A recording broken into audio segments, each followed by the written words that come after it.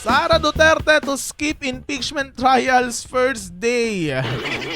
Ayon sa kanyang defense. Ito ay article ng Inquirer.net. Vice President Sara Duterte will not attend the first day of her impeachment trial. Alam naman natin yan. Her defense counsel spokesperson said on Monday. Baka kasi lumabas yung tunay na kulay no? Mabo, ayaw nga pala, July nga pala ngayon no? Ano ngayon tawag dito? Vegetable month. Vegetable month.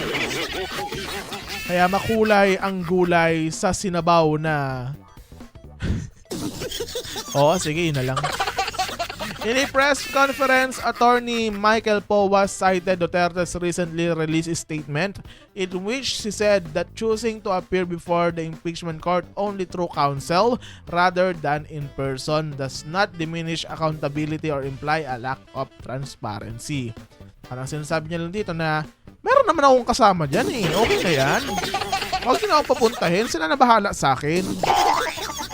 Dagdag pa ni Michael Powa, in accordance with the impeachment rules, it is her right to appear through counsel. Ayun. Diba?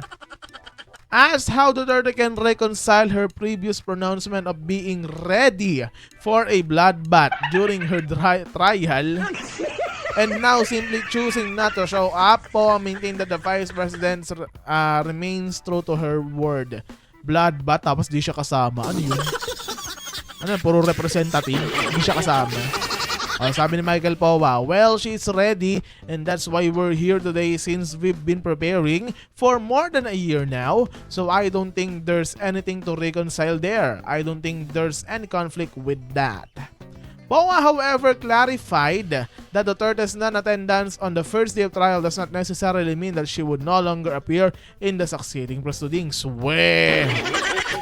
Duda!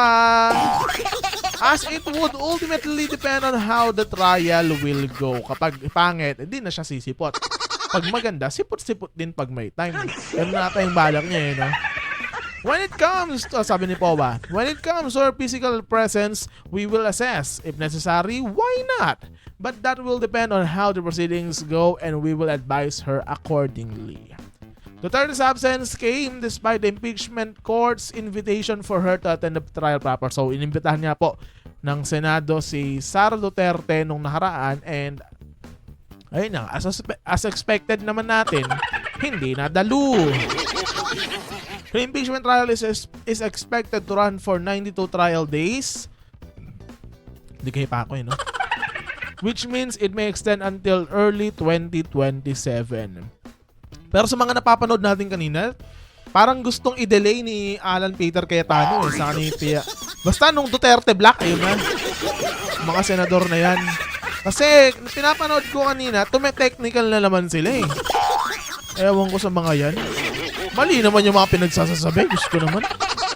Ano na masasabi nyo na hindi dumalo sa impeachment trial si Sara Duterte mismo sa first day of trial defense? Ano daw? Comment down below!